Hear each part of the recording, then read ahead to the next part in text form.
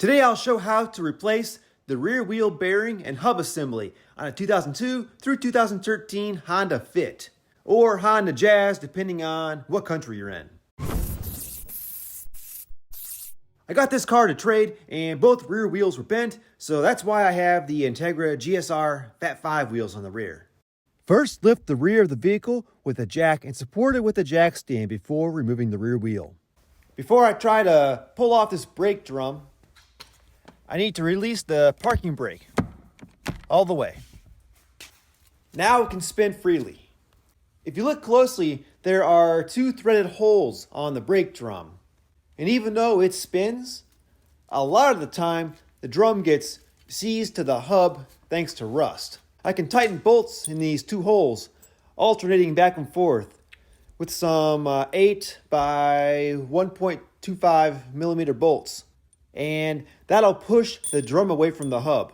Or if you don't have any bolts that size, a big hammer also works.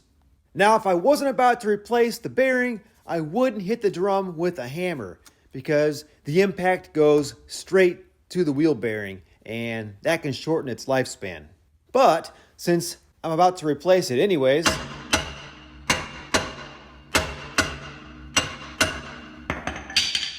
knocked it loose, no problem. I'm going to take a break for a minute. This brake dust is really bad to breathe in. All right. And there's the hub and bearing. I'm using a shop vac to suck up the rest of the brake dust since it's nasty stuff.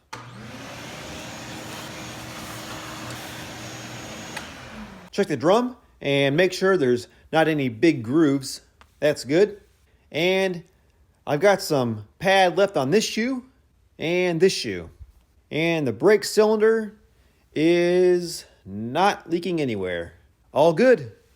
So now I need to remove this metal dust cap next.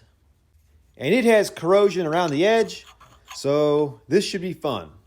With a chisel, scrape off some of this crud. I want to hit it between the dust cap and the hub, right in this little groove. It's small, so I'll need a pointy chisel. I rotated the hub and tapped all the way around the groove. It's getting there. It's starting to separate. So close.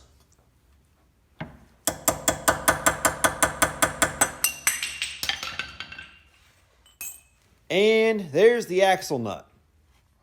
And here's a better look at that dust cap and all the corrosion that was holding it in place. Now I need to unstake the nut. You can see it's bent down into the machined groove on the spindle, so it won't come loose over time. My smallest chisel is still too big to fit in that groove. Maybe I can get in there with a small flathead screwdriver. No, still too big. All right, a smaller flathead screwdriver.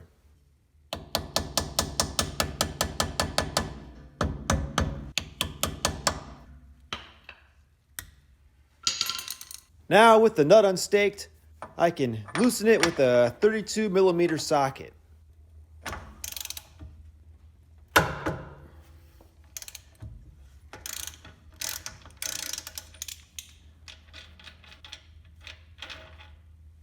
Then the whole hub assembly slides off of the spindle with the bearings inside.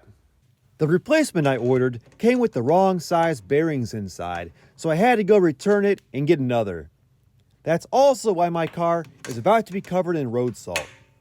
Because everything rusts here in Ohio, it's not a bad idea to put some anti-seize on before installing the new parts. Just brush a light coat on the spindle.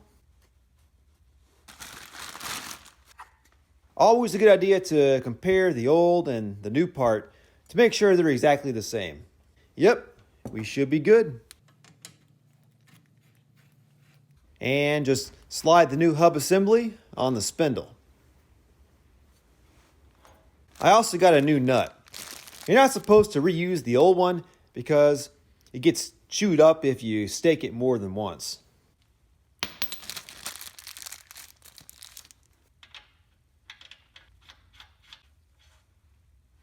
And the axle nut should be torqued to 134 foot-pounds.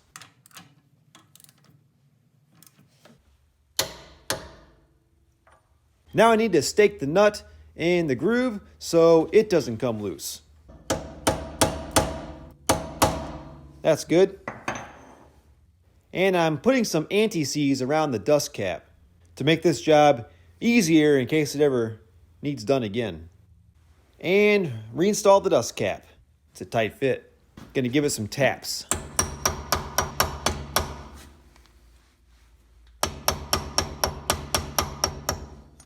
And some more anti-seize around the edge where it meets the drum. And a little on the studs. Because Ohio. Next, I reinstalled the drum and wheel, got the lugs hand tight, and put the car back on the ground.